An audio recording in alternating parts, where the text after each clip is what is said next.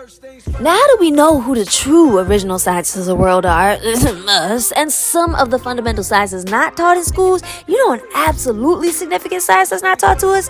Political science, which is exceedingly important in breaking out of the colonized society that we are very much still trapped in. Now, classically, we are taught that in the U.S., there are 3 branches of government, right?